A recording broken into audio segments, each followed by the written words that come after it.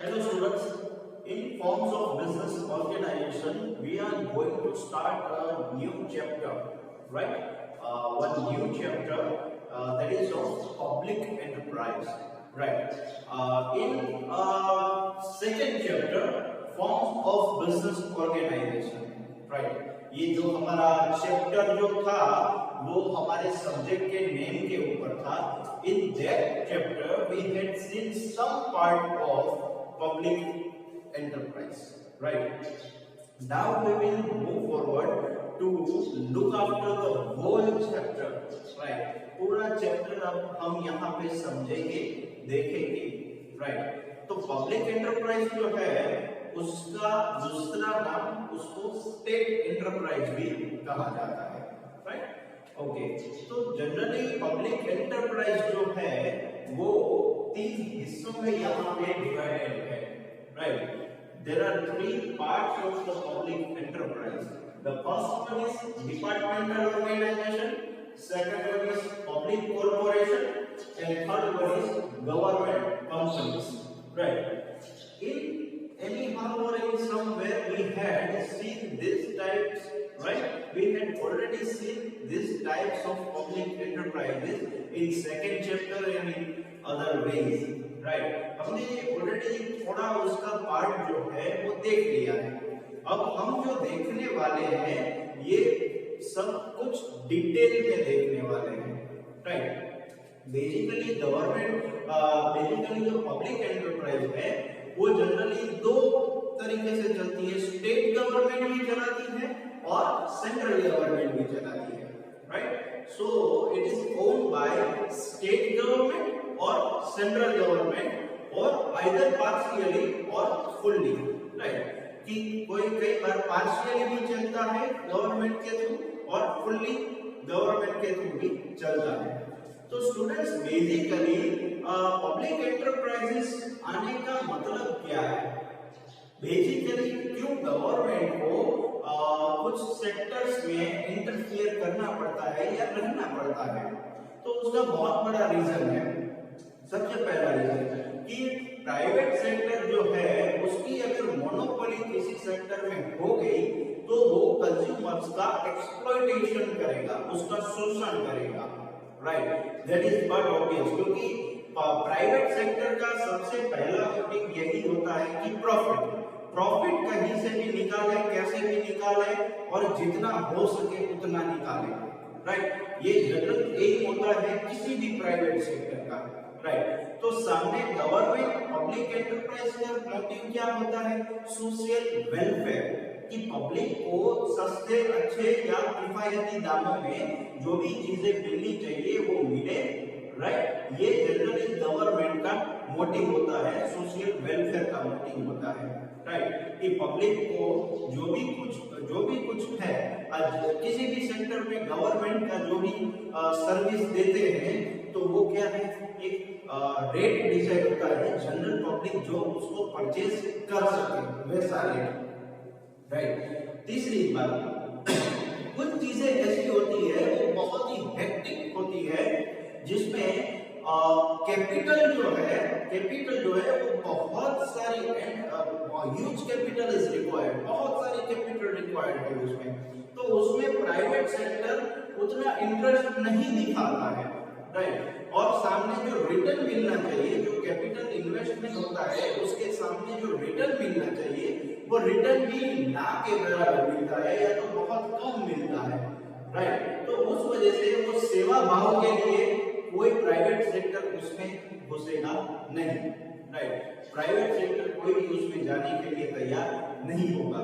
अगर private sector जाएगा भी तो उसके रेट्स जो है वो उतने हाई नहीं होंगे, राइट? तो इसका मतलब ये है कि गवर्नमेंट को कहीं ना कहीं उसका इंटरफियर अपने हाथों में, अपना कंट्रोल लेना पड़ता है और इस वजह से पब्लिक एंटरप्राइज जो है वो एग्जिस्टेंस में आती है, पिक्चर में आती है, right?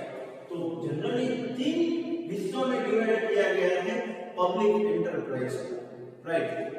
Departmental organisation, public corporation और गवर्नमेंट कंपनीज, राइट? तो हम वन बाय वन सारी चीजें समझेंगे, पर उससे पहले ये टाइप्स हैं, ये तीन तो है ही, ये तीनों का हम अलग अलग से कैरेक्टरिस्टिक्स, फीचर्स, मेरिट्स, डिमेरिट्स सब कुछ देखेंगे, पर पूरा पब्लिक एंटरप्राइज जो है उसके कुछ कॉमन फीचर्स के कैरेक्टरिस्टिक्स हैं, वो हम पहले देखेंगे, right. So first one is government management.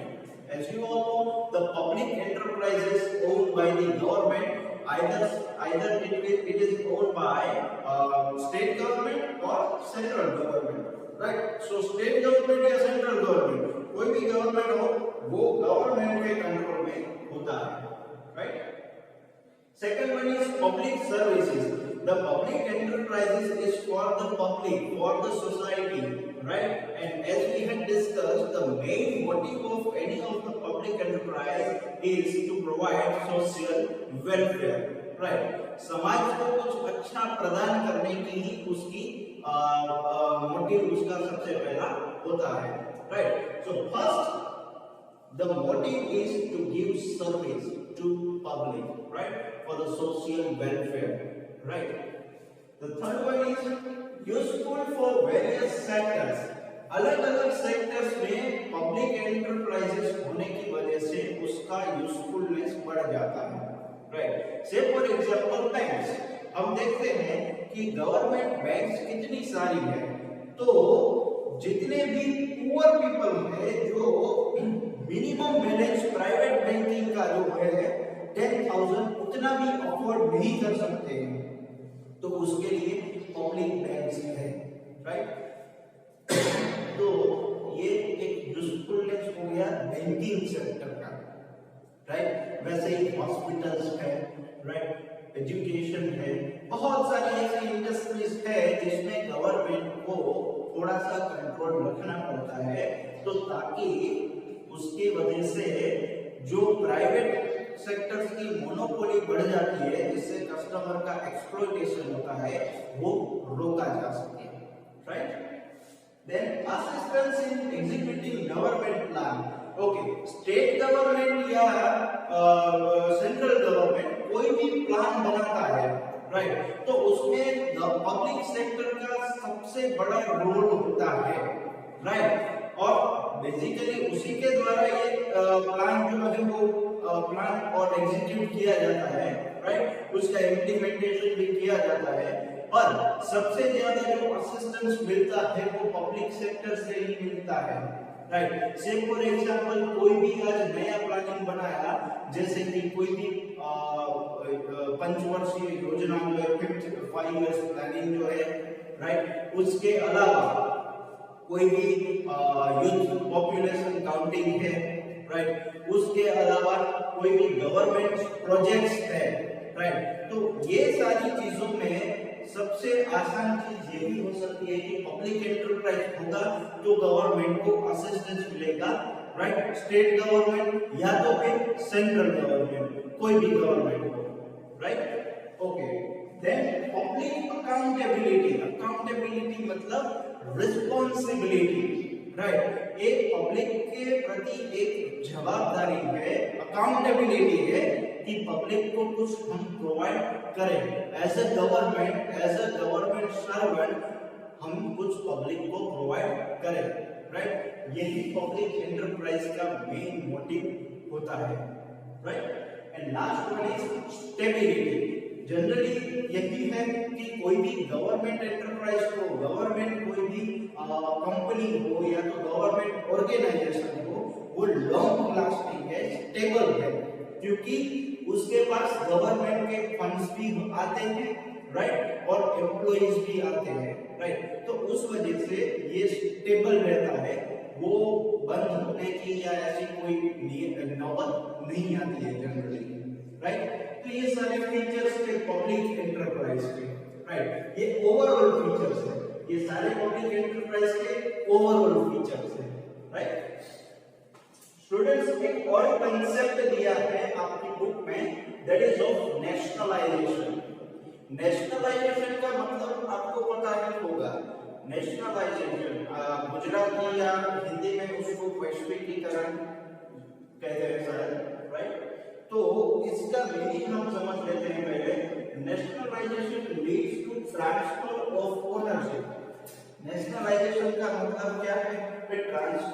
ownership from private hands to government, right? Private hand मतलब कि प्राइवेट ऑर्गेनाइजेशन का जो भी उसका ओनरशिप है वो गवर्नमेंट को देना या ट्रांसफर करना, राइट? ओके, तो सबसे पहला चीज यही आता है नेशनलाइजेशन ऑफ बैंक्स इन 1960। जो बैंकिंग सेक्टर था थोड़ा प्राइवेट हैंड में था और थोड़ा पब्लिक हैंड में उसको कन्वर्ट किया गया। तो सबसे पहली बात आती यही है कि ऐसा क्यों होता है, राइट? सबसे पहली बात कि गवर्नमेंट प्राइवेट का जो प्राइवेटाइजेशन का जो कंट्रोल है वो थोड़ा सा कम कर सकती है, right? Second thing, public welfare बढ़ा सकती है, पब्लिक को जो चाहिए वो दे सकती है। और थर्ड थिंग, गवर्नमेंट को ऑलरेडी एस्टेब्लिश्ड एनवायरनमेंट मिलता है, राइट? गवर्नमेंट को ऑलरेडी जो भी फॉर्मेशन है कंपनी का या ऑर्गेनाइजेशन का वो ऑलरेडी एस्टेब्लिश्ड मिलता है, उसको कुछ नया सेटअप नहीं करना पड़ता है, राइट? और नेशनलाइजेशन ऑफ बैंक्स हुआ, बहुत सारी बैंक्स जो है वो 1960 में नेशनलाइज हो गई, राइट? एक गवर्नमेंट बैंक के साथ प्राइवेट बैंक का नेशनलाइजेशन हो गया, राइट? बहुत सारी ऐसी लिस्ट ऑफ बैंक्स है, आप इंटरनेट पे भी सर्च कर सकते हैं। सबसे बड़ा जो उसमें रह गया है वो अभी तक चल रहा है स्टेट बैंक ऑफ इंडिया, जो हम एसबीआई कहते हैं, वही है, राइट? बाकी बहुत सारी बैंक्स है, बैंक ऑफ कलकत्ता है, फिर एक बैंक ऑफ इंडिया भी उसमें बहुत बड़ा रोल है उसका, बैंक ऑफ बीओआई का भी, राइट? तो ये सारी बैंक्स जो है वो नेशनलाइज हो गई इन 1960 में, तो ताकि गवर्नमेंट का उस पे कंट्रोल रह सके, राइट? ओके, तो ये सारा पूरा पब्लिक एंटरप्राइज का पिक्चर था, राइट? अब हम उसको इन डिटेल में समझेंगे, ये सारे फीचर्स देखें और ये सारे अब हम वन बाय वन पॉइंट्स देखेंगे। सबसे पहले देखेंगे departmental organisation, right? Okay, student, the first type of public enterprises, departmental organization, right? As we had discussed that we had studied in chapter number 2 of forms of business organization, the departmental organization, right? And in that we had seen that for the departmental organization, government gives one separate department for that, right? The name is indicating that it's a departmental organization. The such type of organizations includes and that requires a special department or a separate department, right? Like railway, right? So railway पूरा अलग department है, right? And for that also one minister is also required who is handling and who is the in charge of the whole departmental organization, right? Say for example railway, right? So departmental organizations are run and managed under the charge of ministry, right? Second, the minister is in charge exercise complete control over the particular department. तो उसका पूरा control उसमें particular minister का रहता है, right? उसके कुछ characteristics हैं, फीचर्स हैं। First one is managed by separate government department, जो हमने ऊपर देखा वो पूरा गवर्नमेंट डिपार्टमेंट के थ्रू मैनेज होता है, right? Second one, management and control of the department rest means किसी के पास है, right? Rest with particular minister appointed by the government, जो कि गवर्नमेंट मिनिस्टर को इंचार्ज देती है, राइट? वो मिनिस्टर वो पर्टिकुलर डिपार्टमेंट का ऑर्गेनाइजेशन का इंचार्ज होता है। All revenue goes to the treasury, पूरा खजाने में जाता है, सरकारी खजाने में, राइट? पूरा जो रेवेन्यू होता है वो सरकारी खजाने में जाता है। And expenses are financed through budgets, और पूरा बजट बनता है। तो आपको पता होगा कि रेलवे का अलग से बजट बनता है, कितनी ट्रेन इस साल किसको किस राष्ट्र को दी है, किस स्टेट्स को कितनी ट्रेन मिली है, कौन से रूट्स की मिली है, राइट? और जब कितनी ट्रेन्स जो है वो नई आई है, कितनी एडवांस ट्रेन्स आई है। तो आपको तो पता ही होगा स्टूडेंट्स, अगर आपने सोशल मीडिया वगैरह में वीडियोस वगैरह देखा होगा, तो अब जो इंडियन गवर्नमेंट रेलवे में जितना इनोवेशन ला रही है वो इतना बड़ा इनोवेशन है और इतनी बढ़िया ट्रेन है तो फॉरेन ट्रेन को भी टक्कर मार सके, बहुत ही बढ़िया प्लानिंग के साथ आ रही है, राइट। और अभी तो पूरा बुलेट ट्रेन का भी प्लानिंग है, चल ही रहा है, आपको पता ही है, राइट। तो देखते हैं कहां तक वो आगे प्रोजेक्ट और पहुंचता है और कब खत्म होता है। अभी हम यहाँ पे वापस आ जाते हैं बुलेट ट्रेन से। Enterprise comes under the area of budget and is audited as well. पूरा उसका बजट बनता है, राइट, और उसका ऑडिट भी होता है, रेगुलर उसका चेकिंग भी होता है, राइट, कि कितना बजट जो यूज हुआ था अब ये कितना हुआ है और कहां पे डेफिशिएंसी आई है कि प्राइस इंक्रीज हो जाने की वजह से कुछ एक्सपेंसेस ज्यादा हुए हैं, कुछ जो है वो कम हुए हैं, कितना बचता है और अब ये जो बचा हुआ है उसमें से जो प्लानिंग करना है वो खत्म हो पाएगा कि नहीं, राइट। तो ये सारी चीजें ऑडिट भी होती है और उसका बजट भी बनता है, right. Okay, it is considered as a superior authority which cannot be shielded without consent of government. We had seen the meaning of shield before also, right? हमने ये shield का meaning देखा था पार्टनरशिप फॉर्म में, right? जो authority है, जो government departmental organisation की अथॉरिटी है, वो सुप्रीम अथॉरिटी है, सबसे ज्यादा, मतलब उसके ऊपर जो है वो लगभग कोई नहीं है, राइट। तो उसके ऊपर लीगल केस वगैरह, जो हम केस कहते हैं लीगल केसेस वगैरह, वो गवर्नमेंट की परमिशन के बगैर हम नहीं कर सकते हैं, right, because it is a supreme authority. It's handled by minister appointed by the central government. He is the supreme in charge, right? और उसकी परमिशन के बगैर, गवर्नमेंट की परमिशन के बगैर हम उस पे लीगल केस फाइल नहीं कर सकते, राइट। ओके, तो ये सारे कैरेक्टरिस्टिक्स थे। कैरेक्टरिस्टिक्स में बहुत कुछ हमने देखा, बहुत कुछ, मतलब 5 पॉइंट ही है सिर्फ। एक तो पहला तो ये है कि गवर्नमेंट डिपार्टमेंट थ्रू हैंडल होता है, दूसरा ये है कि उसके लिए स्पेशल मिनिस्टर अपॉइंट किया जाता है, तीसरा ये है कि जो भी इनकम होती है वो गवर्नमेंट खजाने में चली जाती है और जो भी एक्सपेंस होता है उसके लिए बजट बनाया जाता है, चौथा ये है कि वो बजट के लिए ऑडिट भी होता है और पांचवा ये है कि उस पे हम लीगल केस फाइल नहीं कर सकते, right? Now we will see the merits of departmental organization, right? Under the public enterprise departmental organization, अब हम merits देखेंगे, that is of advantages. The first one is control of the government. Directly जो भी organisation है उसका direct control किसके पास है? Government के पास, राइट। सेंट्रल गवर्नमेंट उसको हैंडल करती है, तो जो भी एक्सपेंसेस या रेवेन्यू होगा या तो कुछ भी प्रॉब्लम आएगा फाइनेंस रिलेटेड या अदर कोई भी चीज के रिलेटेड, तो डायरेक्ट गवर्नमेंट का ही कंट्रोल है, तो वो सीधा उसकी निगरानी में आया है, तो वो सीधा उसका सॉल्यूशन जो है डायरेक्ट हो जाएगा, राइट। तो इसी वजह से यहाँ पे चौथा पॉइंट भी आया है, that is of quick decision making, right. सीधा सेंट्रल गवर्नमेंट का उसमें पूरा जो भी है कंट्रोल है, right.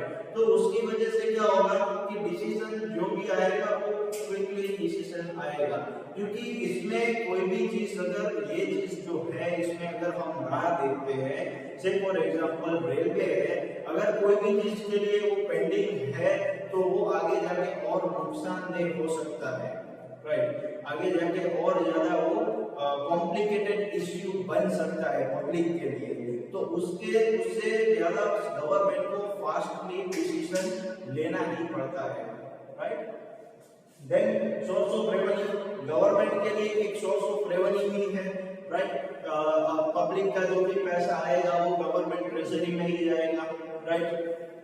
Source of execute social benefits, right. कुछ भी चीजें, सबसे पहली चीज हमने पब्लिक एंटरप्राइज में क्या देखी थी कि सोशल वेलफेयर के लिए जो भी एंटरप्राइज होती है, जो भी ऑर्गेनाइजेशन होता है पब्लिक का, गवर्नमेंट, तो वो सोशल वेलफेयर के लिए होता है, ना कि प्रॉफिट के लिए, राइट। तो गवर्नमेंट जो चार्ज लेती है रेलवे का, राइट, या कोई भी ऑर्गेनाइजेशन का, तो वो एक मिनिमम चार्ज होता है, राइट, जो कि वो मैनेजमेंट कॉस्ट जितना ही होता है, राइट। तो अगर आपको पता होगा कि रेलवे जो भी उसका फेयर होता है यहाँ से मुंबई तक का या कुछ भी, तो वो कितना कम होता है, 700-800 रुपए होता है।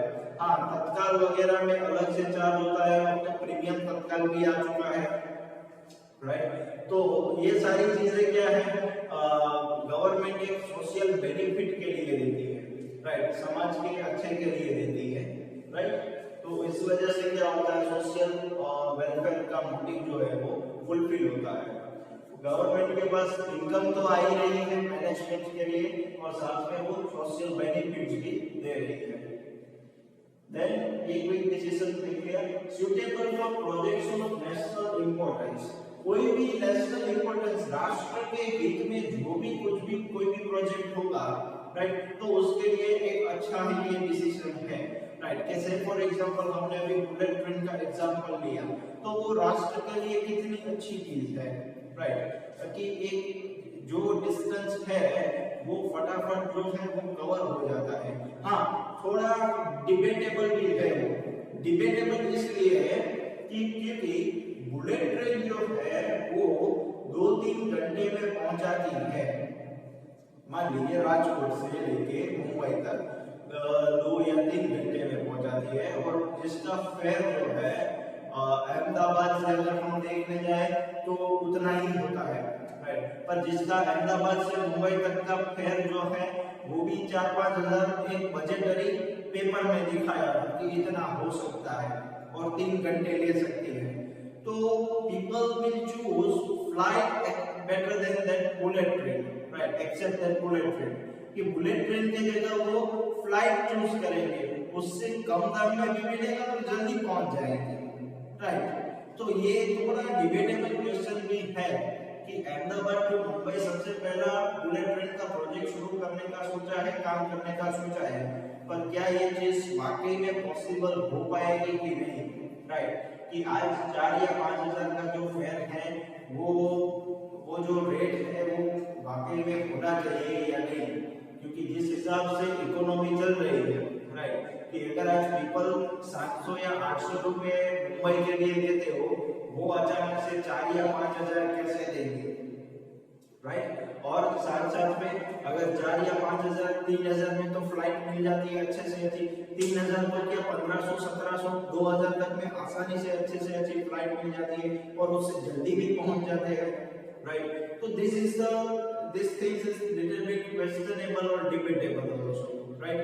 So वो तो जब एक्चुअल में पिक्चर कब क्लियर होगा, जब बुलेट ट्रेन पूरा ऑर्गेनाइज जो है, जो पूरा वाकई में चलने लगेगा, तभी हमें पता चलेगा कि क्या रियल पिक्चर होने वाला है, राइट। ओके, आ जाते हैं बुलेट ट्रेन से इस तरफ।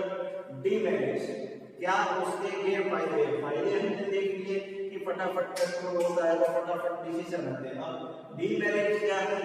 First one is less flexible. जो सिस्टम है, फ्लेक्सिबिलिटी मतलब जो भी उसमें चेंजेस जो आने चाहिए वो इतनी जल्दी या उतना सिस्टम में जो है चेंजेस इतना जल्दी नहीं आ पाते हैं, राइट। क्योंकि ये गवर्नमेंट ये पूरा हैंडलिंग होता है, राइट। और ऑर्गेनाइजेशन का ये पूरा डिपार्टमेंटल ऑर्गेनाइजेशन का अगर बजट बनता है तो उसमें से भी बहुत सारी डिबेट होती है, राइट। बहुत सारे डिसअपॉइंटमेंट होती है, किसी को अच्छा लगता है, किसी को बुरा लगता है, फिर वो आंदोलन होता है, तो वो अलग अलग चीजें होती रहती है, राइट। तो इसके लिए क्या होता है, फ्लेक्सिबिलिटी जो सिस्टम में आनी चाहिए, राइट, वो बहुत ही कम रहती है, right. Lack of competent staff, अब ये चीज तो हर एक गवर्नमेंट ऑर्गेनाइजेशन पे लागू होती है, राइट। स्टाफ की जो रिस्पॉन्सिबिलिटी है, स्टाफ का जो डेडिकेशन है, वो किसी भी गवर्नमेंट ऑर्गेनाइजेशन में आज तक देखने को नहीं मिला है, राइट। अब कल आना या परसों आना या वो टेबल पे जाओ, आज साहब नहीं है, कल आएंगे, परसों आएंगे, 4 दिन छुट्टी पे है, आज घर जल्दी चले गए हैं, या मीटिंग में है, राइट, ये मीटिंग का बहाना तो हर दिन रहता ही है, राइट। तो ये सारी चीजों की वजह से क्या होता है कि गवर्नमेंट स्टाफ इतना कॉम्पिटेंट नहीं है या डेडिकेटेड नहीं है, राइट। तो उसी वजह से ऑर्गेनाइजेशन को बहुत ही लॉस भी हो सकता है और पब्लिक का ट्रस्ट फैक्टर जो है वो कम हो सकता है, राइट। तो इसकी वजह से क्या होता है, पूरा जो ऑर्गेनाइजेशन जो पूरा तंत्र है वो खराब होता है, वो बिगड़ता है, राइट। फिर criticism from public, as we can discuss कि कल को कुछ भी हो जाए, राइट, रेलवे में अगर मान लीजिए कुछ भी हादसा हो जाए या एक्सीडेंट हो जाए, गवर्नमेंट देगी तो देगी, ठीक है, कुछ उसकी भरपाई करेगी तो करेगी, लेकिन उसका क्रिटिसिज्म सामने उतना ही ज्यादा होगा, राइट। ट्रेन तो कभी टाइम पे होती ही नहीं है। आज तक जितनी बार मैंने ट्रैवल किया है, एक बार भी ट्रेन टाइम पे नहीं होती है, या half an hour, 20 minutes, 3 hours, 4 hours, कई बार तो 10-10 घंटे भी ट्रेन जो है वो लेट होती है, राइट। तो उसकी वजह से पब्लिक का फ्रस्ट्रेशन जो है वो बढ़ जाता है। एंड ऑब्वियस चीज है कि आज कोई भी चीज का एक मैनेजमेंट, टाइम मैनेजमेंट नहीं होता है, तो उसकी वजह से वो क्रिटिसिज्म उसका तो होगा ही, राइट। जापान में इवन अगर 30 सेकंड्स भी अगर ट्रेन लेट होती है तो ट्रेन का जो ड्राइवर है वो जगह जगह सीट पे जाके एक पर्सन को सॉरी बोलता है, राइट। तो ये चीज हमें सीखनी चाहिए डेवलप्ड कंट्री से, राइट। बुलेट ट्रेन लाने से कुछ नहीं होगा, जो मैनेज करना है वो एक्चुअल में होना चाहिए। ऑलरेडी जो चीज हमें ऑलरेडी जो जितनी ट्रेन्स है वो मैनेज ठीक से नहीं हो रही है, वो टाइम टू टाइम आ नहीं जा रही है और बुलेट ट्रेन आ रही है, राइट। तो बुलेट ट्रेन लाने से कुछ नहीं होगा, जो टाइम टू टाइम पहले चीज होनी चाहिए वो करवानी चाहिए, राइट। तो ये जस्ट मेरा एक ओपिनियन है, बाकी बहुत सारे उसमें डिबेट हो सकती है, राइट।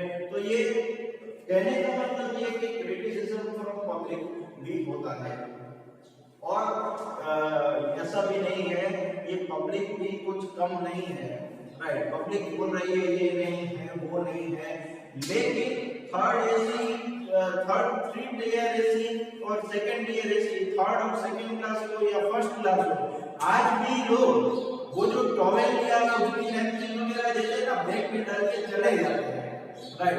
तो उस वजह से स्टॉक में कमी आती है। तो ये सारी पब्लिक की चीजों का क्या है, वो नुकसान करते हैं। भाई हमारा कहाँ है, सरकार का तो ये है, ऐसा सोच के वो पूरा जो चीज है वो तबाह कर देते हैं, राइट। पब्लिक टॉयलेट्स में भी इतनी गंदगी फैलाते हैं, रेलवे के टॉयलेट में भी इतनी गंदगी फैला देते हैं, राइट। पानी भी नहीं डालते हैं। तो ये सारी चीजें समझनी चाहिए, ये सारी चीजें पब्लिक को समझनी है, राइट। हाँ, हालांकि क्रिटिसिज्म तो बाद में वही लोग करते हैं, right. Then inspection by parliament का इंस्पेक्शन होता रहता है। पार्लियामेंट में ऑपोजिशंस वाले ये सब कुछ ना कुछ टॉपिक निकालते रहेंगे, राइट। और उसकी वजह से क्या होता है, जो प्रोजेक्ट्स जो है, राइट, वो थोड़ा डिले हो जाता है या तो उसमें डिस्टर्बेंस आता है, राइट। देन मोनोपोली, हाँ ये भी एक चीज है कि आज गवर्नमेंट भी कई बार कई चीजों में मोनोपोली क्रिएट हो जाती है उसके लिए, राइट। अब जैसे कि गवर्नमेंट को पता ही है कि रेलवे के अलावा किसी पब्लिक के पास किसी चीज का ऑप्शन नहीं है, राइट। तो वो जैसा चलता है चलो चलाने तो कोई दिक्कत नहीं है। तो ये चीज भी क्या हो गई, लेथार्जिक हो गई, जिसमें डेवलपमेंट नहीं हुआ, और मोनोपोली का गवर्नमेंट भी फायदा उठा सकती है। फ्रीक्वेंट लॉस भी हो सकता है, राइट। जैसे कि हमने देखा कि मेन जो एम होता है किसी भी ऑर्गेनाइजेशन का, वो क्या है, सोशल वेलफेयर का है, राइट। सोसाइटी को कुछ देने का एम है, राइट।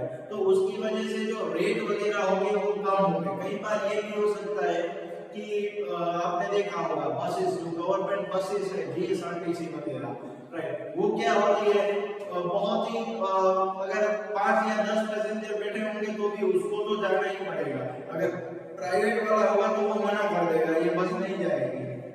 अगर गवर्नमेंट बसेस होगी तो उसको तो जाना ही पड़ेगा, तो उससे क्या होगा, लॉस होगा, राइट। फिर वहां तक जाना, वो भाड़ा निकालना वो भी नहीं निकलेगा, ऊपर से ड्राइवर का सैलरी तो अलग से, राइट। तो उस वजह से क्या होगा, गवर्नमेंट को लॉस होगा, फ्रीक्वेंट लॉस होगा, right. Then last political influence, right. Political influence, जैसे हमने यहाँ पे पार्लियामेंट की बात की, ऑपोजिशन वाले कुछ न कुछ निकालते रहेंगे, तो ये पॉलिटिक्स का जो भी रीजन होता है, पॉलिटिक्स की वजह से जो भी प्रोजेक्ट्स अटकते हैं वो फिर सदियों से ऐसे ही रहते हैं, दिनों तक ऐसे ही रहते हैं, कुछ न कुछ हंगामा खड़ा करते ही है और रुकवाते हैं, राइट। तो उससे क्या होता है कि पॉलिटिकल इन्फ्लुएंस ज्यादा होता है। सबसे ज्यादा डिपार्टमेंटल ऑर्गेनाइजेशन में ही होता है, क्योंकि वो सेंट्रल गवर्नमेंट में अंडर में आता है, और सेंट्रल गवर्नमेंट के अंडर में आता है मतलब कि पार्लियामेंट में उसका डिस्कशन होगा ही बजट के लिए, राइट। और बजट के आप जो जानते हैं, जैसे बजट आता है कुछ न कुछ कमियां निकालना शुरू हो जाती है ओपोजिशन वालों की, राइट। तो ये पॉलिटिकल इन्फ्लुएंस उसमें सबसे ज्यादा रहता है, राइट। तो ये था पूरा डिपार्टमेंटल ऑर्गेनाइजेशन, उसके कैरेक्टरिस्टिक्स, मेरिट्स और demerits, right. Students, now we will go forward for the another chapter, that is of public corporation under the public enterprise, right. The first point is the public corporations, also known as statutory organizations, are established under separate act of parliament. सबसे पहली चीज statutory organisation, statutory organisation. Statutory का मतलब ही होता है through legal process, right, through some legal process, मतलब कि पार्लियामेंट में कोई भी एक स्पेशल एक्ट के थ्रू कोई भी ऑर्गेनाइजेशन एग्जिस्टेंस में आता है तो उसे पब्लिक कॉर्पोरेशन कहते हैं, या तो उसको स्टैट्यूटरी ऑर्गेनाइजेशन कहते हैं, because they are enforced by the law and they are with the law, right, in the parliament act, right।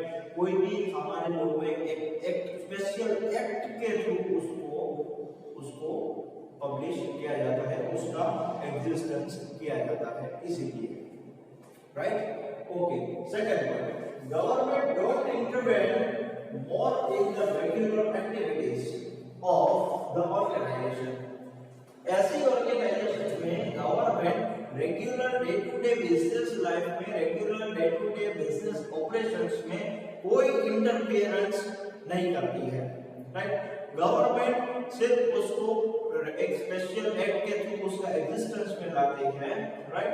बाकी उसका कोई इसमें day to day regular business operation में कोई रोल नहीं होता है, राइट।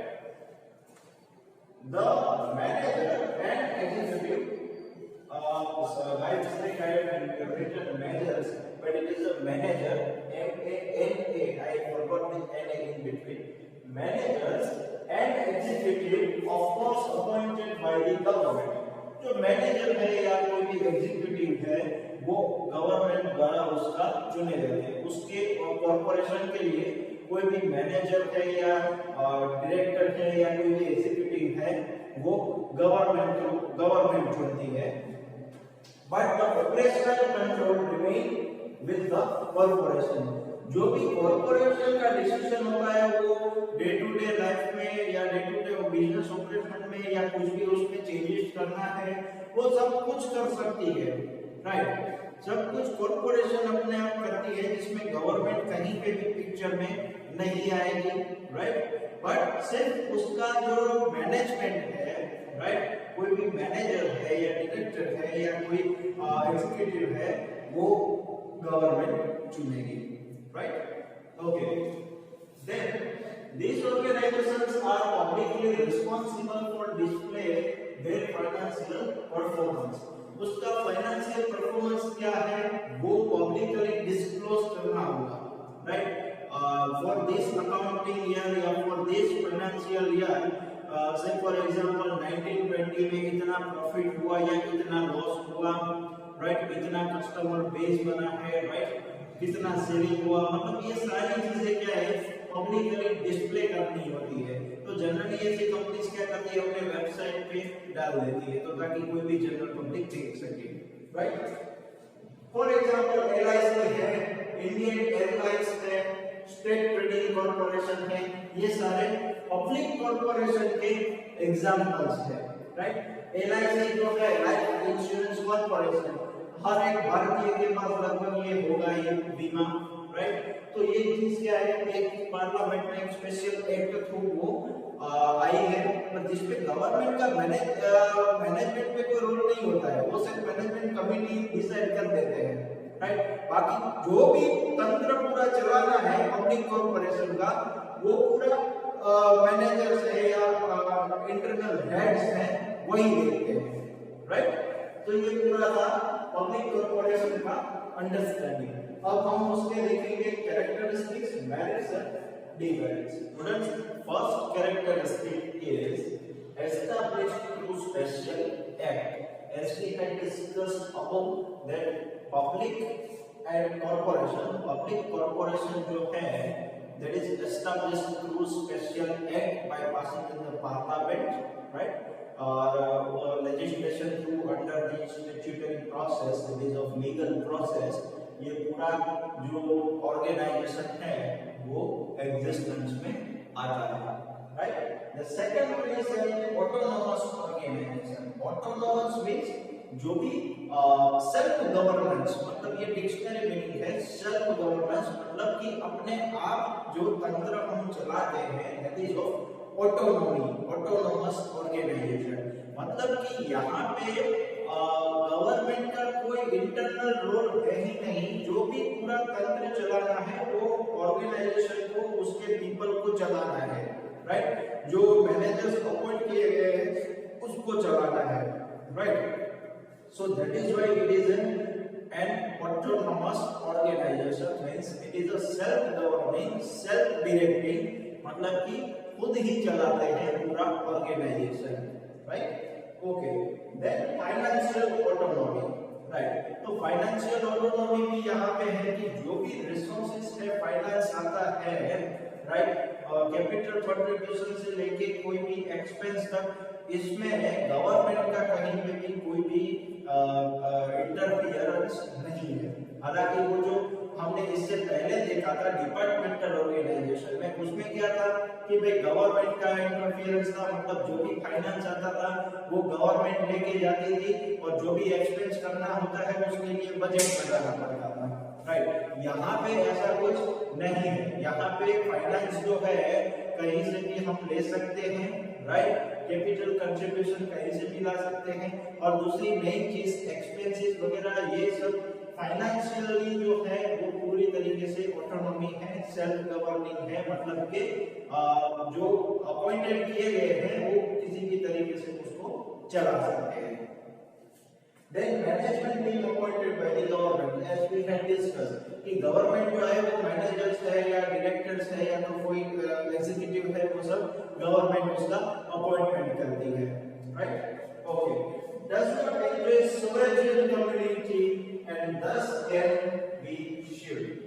ओके, sovereign community मतलब कि sovereign मतलब कोई सुप्रीम अथॉरिटी है, वो ये पब्लिक कॉर्पोरेशन नहीं है, और इसीलिए उसके ऊपर केस फाइल हो सकता है, it can B sued, right. तो इसका मतलब ये हुआ, हमने लास्ट डिपार्टमेंटल ऑर्गेनाइजेशन में देखा था कि वो सुप्रीम अथॉरिटी है, राइट, वो सीधा सेंट्रल गवर्नमेंट थ्रू चलती है, so without the permission of government it can not be sued, मतलब गवर्नमेंट की परमिशन के बगैर उसको हम लीगल उसके ऊपर केस फाइल नहीं कर सकते। But here we can do because it is not a supreme authority, ये सुप्रीम अथॉरिटी नहीं है, इसीलिए हम केस फाइल कर सकते हैं, राइट। और हुआ भी है इंडियन एयरलाइंस, आगे उसके स्कैम के बारे में भी हम डिस्कस करेंगे, right. Then independent legal status and flexibility, right, this organization is independent as it is legal status, मतलब कि लीगली कानून के आंखों के द्वारा, मतलब कानून के आंखों में एक पूरा लीगल इंडिपेंडेंट स्टेटस है, पूरा एक अलग तंत्र है, right, and it is legal, right. Quick decision making, as we can see government का इसमें कोई इंटरफेरेंस नहीं है, सो दैट इज व्हाई जो ऑर्गेनाइजेशन है अपने तरीके से डिसीजन भी ले सकती है and it can be making fast as they want, as fast as they want, right? Okay, then merits, that is of advantages. First one is flexible. जो demerits का डिपार्टमेंटल ऑर्गेनाइजेशन में first one that it is less flexible, हमने समझा था वो, right. तो यहाँ पे ये चीज क्या हो गई, ये एडवांटेज हो गई, ये फ्लेक्सिबल हो गया। फ्लेक्सिबल क्यों हो गया है, इसमें पीपल को कहीं पे भी जाने की जरूरत नहीं है, ये पूरा तंत्र जो है लोग चलाते हैं, गवर्नमेंट का कोई इसमें इंटरफेरेंस नहीं है, so they can change the organization structure as they want, मतलब कि किसी चीज को, किसी पर्सन को, पर्टिकुलर पर्सन को हायर करना है या मैनेजर को अपॉइंट करना है या कुछ भी प्रोफेशनल्स की हेल्प लेनी है, ये सब तो चीजें हैं ही। साथ में ऑर्गेनाइजेशन जो स्ट्रक्चर होता है, जो आपने अगर प्रिंसिपल्स ऑफ मैनेजमेंट में अच्छे से पढ़ा होगा तो आपको ख्याल होगा कि मैनेजर्स उसके अंडर में आते हैं, एम्प्लॉइज वगैरह, तो ये पूरा जो ऑर्गेनाइजेशन स्ट्रक्चर होता है उसमें भी कहीं पे चेंज करना हो, राइट, तो भी ये चेंज कर सकते हैं, right. So it's complete free hand. Internal autonomy, as we have discussed so many times, autonomy that is of self governance, right? Self मतलब जो self अपने आप चलाते हैं पूरा काम, that is of autonomy, तो यहाँ पे वो चीज को कहेंगे, right? No interference of government, as we have discussed. See, students, these points are one by one repeating. जो ऊपर हमने meaning में समझा था, characteristics में समझा है, that will repeat one by one, वही चीज मीनिंग में आती है, वही कैरेक्टरिस्टिक्स में आती है, और वही दूसरा एडवांटेज या डिसएडवांटेज बन जाती है, राइट। तो आपको जो अगर कांसेप्ट क्लियर होगा तो आप इजीली मेरिट्स भी लिख सकते हैं, कैरेक्टरिस्टिक्स भी लिख सकते हैं और डिमेरिट भी लिख सकते हैं, राइट। पर कांसेप्ट का याद होना जरूरी है, right. Ensure national goals, as we had discussed at the starting of this chapter, right? The first and foremost goal of the public organization is public enterprises to serve the society, right, for the social welfare, right, देश के लिए, public के लिए, समाज के लिए, society के लिए कुछ करना है, राइट। तो मेन जो गोल होता है वो क्या होता है, नेशनल, पूरे राष्ट्र का जो हित होता है वही उसका सबसे पहला एम होता है, राइट। एंड आपको पता होगा स्टूडेंट्स की LIC, लाइफ इंश्योरेंस कॉर्पोरेशन, जितना उसका ट्रस्ट है उतना किसी भी ऑर्गेनाइजेशन का, किसी भी इंश्योरेंस कंपनी का आज तक पब्लिक को नहीं है, right. And it is a fact, क्योंकि ये और जो वो कहते हैं, और जो लीगल प्रोसीजर्स में भी जो प्राइवेट कंपनीज है बहुत टर्म्स एंड कंडीशंस जो है वो छिपाते हैं, राइट। तो उससे क्या होता है, पब्लिक का भरोसा उस पे नहीं रहता है at the time of the claim, मतलब कि अगर कुछ ऐसा बनाव हो गया है और क्लेम करने जाते हैं तो यही जनरली सुनने को मिलता है कि ये उसमें अपना जो आपने ओ माय गॉड तो देखा ही होगा, तो उसके जैसे टर्म्स एंड कंडीशन लेके बैठ जाते हैं, राइट। तो प्राइवेट ऑर्गेनाइजेशन जनरली ये सिनेरियो हमने आज तक देखा है। हमारा जो भरोसा है लाइफ इंश्योरेंस कॉर्पोरेशन LIC पे, वो भरोसा दूसरी ऑर्गेनाइजेशन पे हमें इजीली नहीं आता है, राइट। तो ये जनरल सिनेरियो है, अच्छा भी होगा, डे बाय डे इंप्रूव भी कर रही है कंपनीज, राइट, कि at the time of claim कोई भी पर्सन को तकलीफ ना हो, राइट। क्योंकि जनरली होता ये है कि जो भी क्लेम होता है, शायद 5 लाख की अगर पॉलिसी है, राइट, और 5 लाख का हमने यहाँ पे मान लीजिए क्लेम रखा है, तो वहां से क्लेम जो होता है वो कम अमाउंट पे आता है, या कई बार भी ऐसा हो सकता है, कुछ 20% 30% कट होके आता है, लीगल प्रोसीजर फीस के नाम पे कट कर लेते हैं। तो बहुत सारी ऐसी चीजें हैं जो LIC में एक हमें भरोसा दिलाती है कि नहीं हमारे जो पैसे हैं वो सेफ है, अगर कल को हमें कुछ हो गया तो LIC है, राइट। तो ये सारी चीजें क्या है LIC के हाथ में है और एक सर्विस भी अच्छा देती है। So the first aim is to serve the nation, देश राष्ट्र की सेवा करना।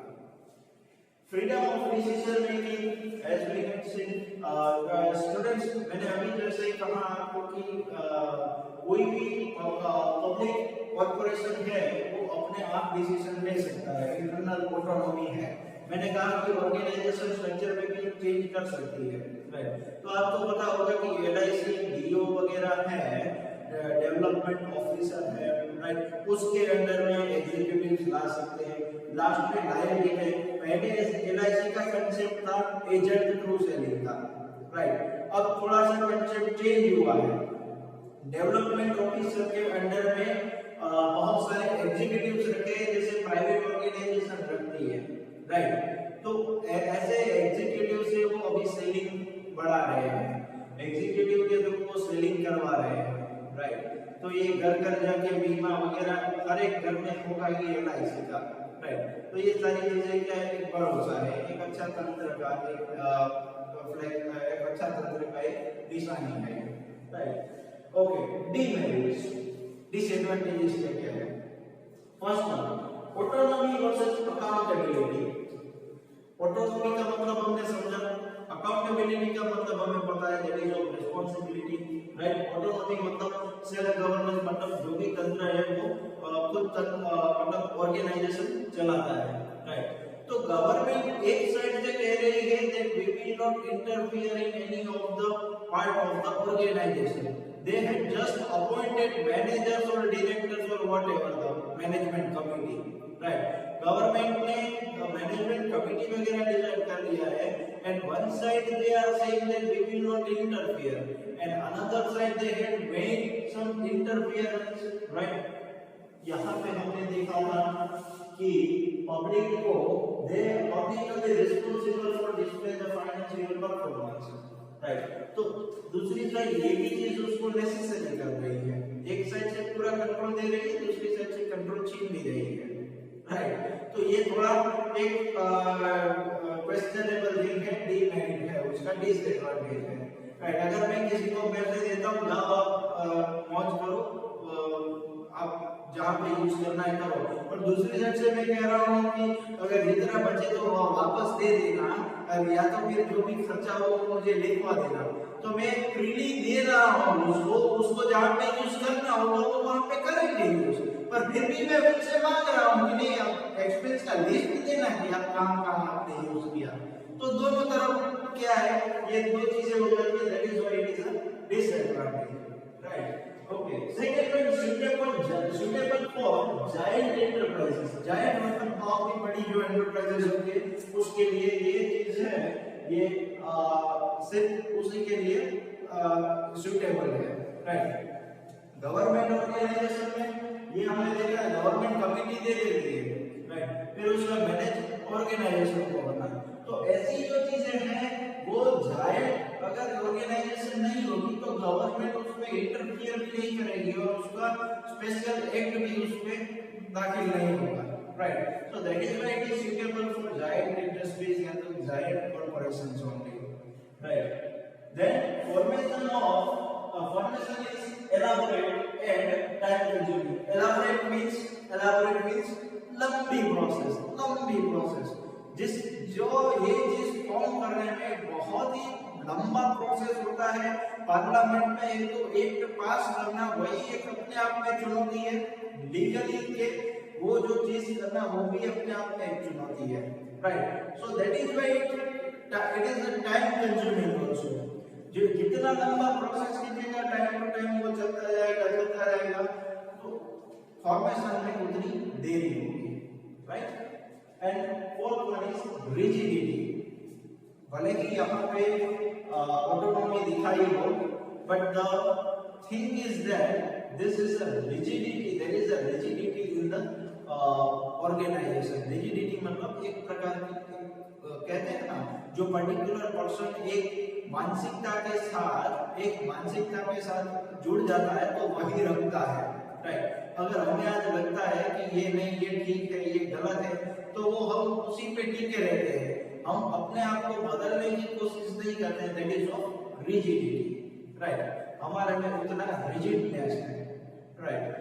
So students, this is the word public organization, meaning and understanding, characteristics, merits and demerits, right। आपको एग्जाम में कोई भी चीज आ सकती है, या तो पब्लिक कॉर्पोरेशन पूछ सकते हैं, या तो फिर हमने इससे पहले जो समझा था डिपार्टमेंटल ऑर्गेनाइजेशन, वो भी पूछ सकते हैं। तो आपको ये पूरा सब कुछ उसको एक्सप्लेन करना है एग्जाम में, right. Okay, students, after the public enterprise, the next one is government companies, right? As we had discussed previously, that government companies, that is of limited companies, right? First one is established and registered as a joint stock company. joint stock company की तरह ही वो established होती है, वो registered होती है, right? But government holds enough shares to acquire and retain the controlling power, right? तो government जैसे कि जॉइंट स्टॉक कंपनी एस्टैब्लिश होती है, रजिस्टर्ड होती है, सेम टू सेम वही प्रोसेस के थ्रू गवर्नमेंट कंपनी भी रजिस्टर्ड और एस्टैब्लिश होती है, पर उसमें गवर्नमेंट जो है उसका जो शेयर है, उसका जो कंट्रीब्यूशन है, वो उसमें मैक्सिमम रखती है, राइट। ताकि कंट्रोलिंग पावर जो है वो उसके पास रहे, राइट। एग्जांपल्स आर बेल, जैसे मैंने पहले एग्जांपल दिया था, Bharat heavy electricals limited, BHEL generally उसको बेल कहते हैं, Hindustan aeronautic limited and coal India limited, right. ऐसे जो एग्जांपल्स हैं जो कि गवर्नमेंट कंपनीज है, राइट, जिसपे ज्यादातर शेयर्स जो है वो कंपनी के, वो गवर्नमेंट के पास है, right. So government has the controlling power, right.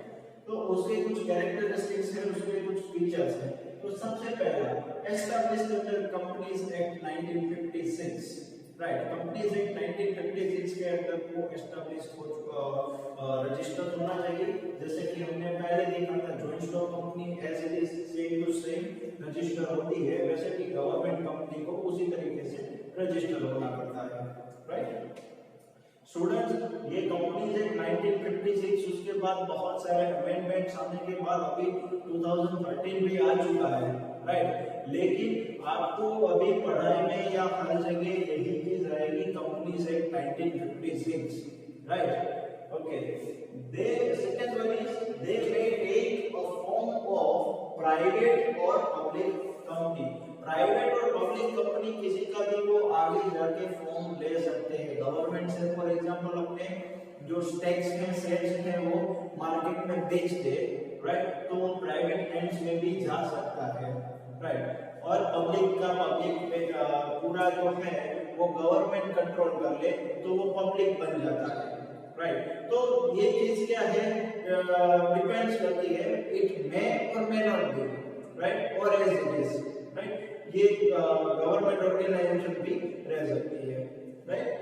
Then at least 51% share capital acquired by the government. Acquired मतलब कि गवर्नमेंट पास रखती है अपने पास, कि at least 51%, 51% से ज्यादा हो सकता है, लेकिन at least 51% जो शेयर्स हैं वो गवर्नमेंट के पास ही रहते हैं, ताकि पूरा जो कंट्रोल है वो गवर्नमेंट के पास ही रहे, राइट।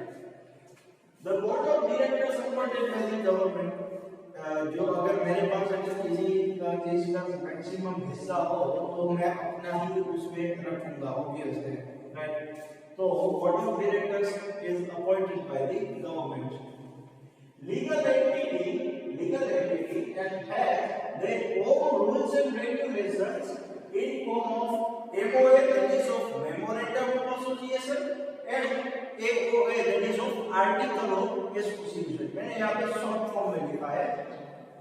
जैसे कि हमने देखा कि जॉइंट स्टॉक कंपनी की तरह ही वो एस्टैब्लिश होती है, रजिस्टर्ड होती है कंपनीज एक्ट 1956 के under.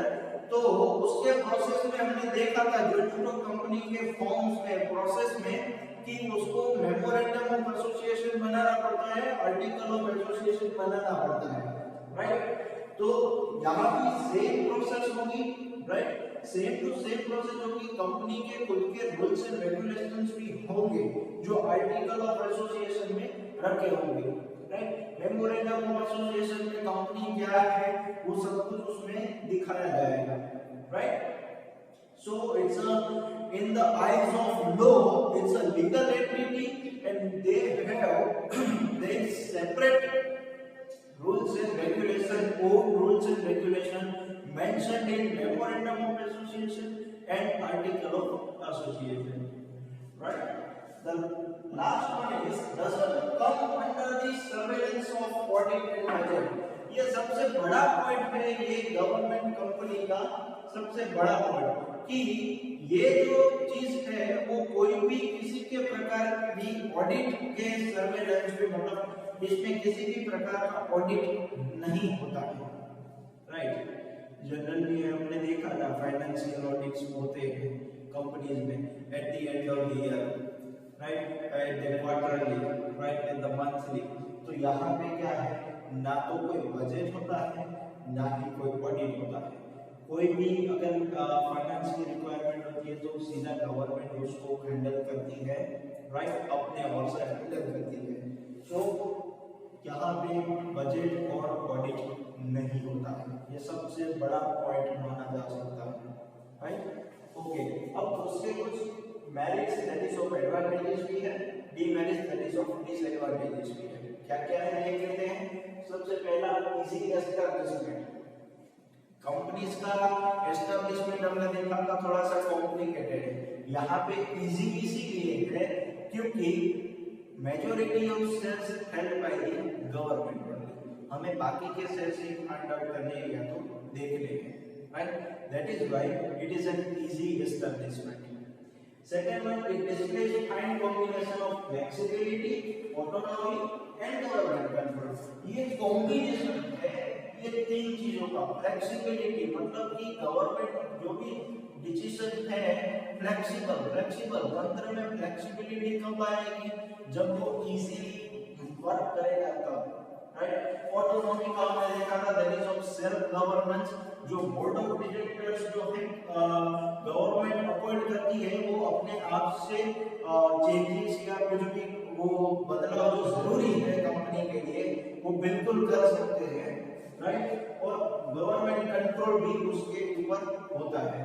So it's a fine combination of flexibility, autonomy and government control, right.